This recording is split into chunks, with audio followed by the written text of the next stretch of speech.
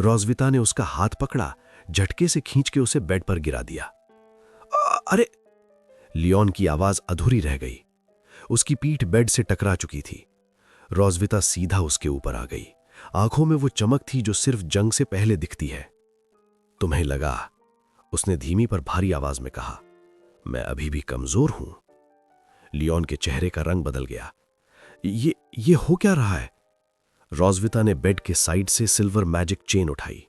Chain हवा में चमकी और अगले ही पल क्लैक, लियोन के हाथ बंधे जा चुके थे।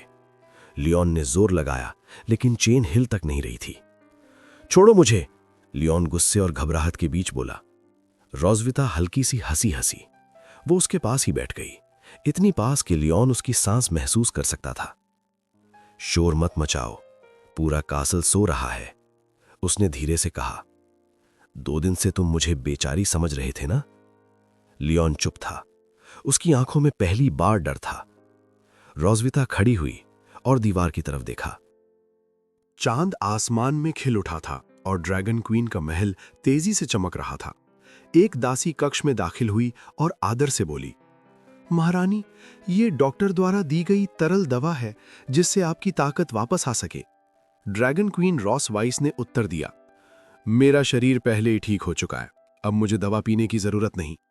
दासी की आंखें फैल गईं जब उसने टूटा हुआ शीशा देखा। महारानी, ये यहां क्या हुआ? ये किसने किया? रॉस वाइस ने आह भरते हुए कहा, मैं पहले काफी गुस्से में थी और अपनी ताकत पर काबू नहीं रख पाई, इसलिए शीशा टूट गया। कल किसी से इसे ठीक करवा दूंगी। दासी ने सिर हिलाया। समझ गई महारानी। रॉस वाइस कुछ पल हिचकी, फिर धीमी आवाज में बोली, लियोन द ड्रैगन स्लेयर को मत बताना कि मैं ठीक हो चुकी हूं। मैं चाहती हूं कि वो कुछ और दिन मेरी देखभाल करता रहे। अच्छा लगता है जब वो मेरा ख्याल रखता है। दासी ये सुनकर चौंक गई, फिर शरारती मुस्कान के साथ बोली, समझ गई महारानी, मैं किसी से कुछ नहीं कहूंगी। रॉस वाइस ने दांत पीसते हुए शरारती मुस्कान दी। लियोन, तुम्हारे सुकून भरे दिन खत्म होने वाले हैं। मेरे हाथों सताए जाने के लिए तैयार रहो। 2 दिन बाद दृश्य महल के बगीचे में बदल गया। लियोन और मुन साथ खेल रहे थे। डैडी, डैडी, मुन उत्साह से बोली, मुझे वो चमकने वाली चीज सीखनी है जो आप अपने शरीर से करते हो। ड्रैगन सील से युक्त लियोन ने उसे हैरानी से देखा। चमकने वाली जादू? मुन जोर से सिर हिलाने लगी। हाँ, वही जो आपने और मम्मी ने ट्रेनिंग ग्राउंड में इस्तेमाल किया था। लियोन हंसा। अचानक जादू सीखने की इच्छा क्यों? मुन ने जल्दी से कहा, मेरी बहन नोआ एकेडमी में बहुत सारा जादू सीख चुकी है, मैं उससे पीछे नहीं रहना चाहती। प्लीज मुझे सिखाओ डैडी। लियोन मुस्कुराया। 2 बच्चों के बीच स्वस्थ प्रतिस्पर्धा स्वाभाविक थी। वो अपनी बहन की बहुत प्रशंसा करती है, इसलिए उसके जैसा बनना चाहती है, उसने सोचा। ठीक है, लियोन बोला, डैडी तुम्हें सिखाएंगे। पहले सरल जादुई मार्गदर्शन से शुरू करते हैं। मुन खुशी से चमक उठी। धन्यवाद डैडी। दूर खड़ी नोआ ये सब देखकर दांत पीसने लगी। वो अपने पिता से ज्यादा लगाव नहीं रखती थी और मुन पर इतना ध्यान दिया जाना उसे खल रहा था।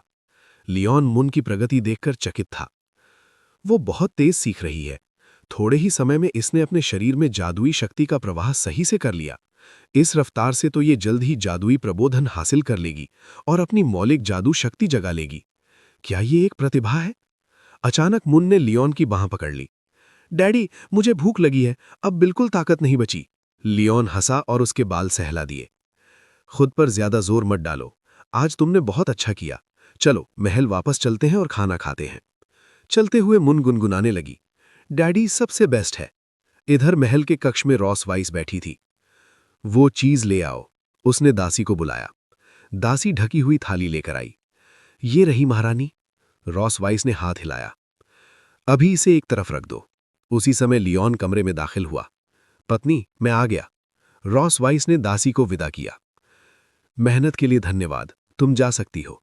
लियोन ने उसे ध्यान से देखा और मन ही मन सोचा, डॉक्टर ने कहा था कि उसे पूरी तरह ठीक होने में 5 दिन लगेंगे, मतलब मेरे पास उसे थोड़ा और छेड़ने का समय है।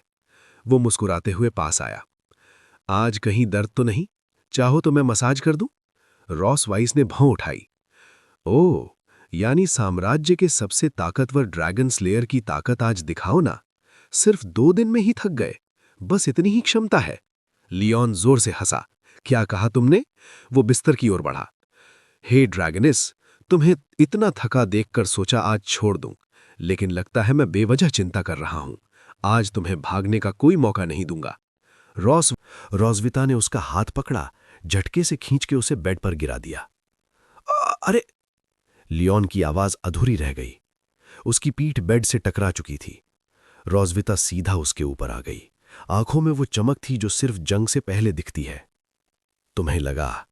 उसने धीमी पर भारी आवाज में कहा। मैं अभी भी कमजोर हूं। लियोन के चेहरे का रंग बदल गया। ये हो क्या रहा है? रोजविता ने बेड के साइड से सिल्वर मैजिक चेन उठाई। चेन हवा में चमकी और अगले ही पल क्लैक! लियोन के हाथ बंधे जा चुके थे। लियोन ने जोर लगाया, लेकिन चेन हिल तक नहीं रही थी। छोड़ो मुझे! लियोन गुस्से और घबराहट के बीच बोला। रोजविता हल्की सी हंसी हंसी। वो उसके पास ही बैठ गई, इतनी पास कि लियोन उसकी सांस महसूस कर सकता था। शोर मत मचाओ, पूरा कासल सो रहा है, उसने धीरे से कहा। 2 दिन से तुम मुझे बेचारी समझ रहे थे ना? लियोन चुप था। उसकी आंखों में पहली बार डर था।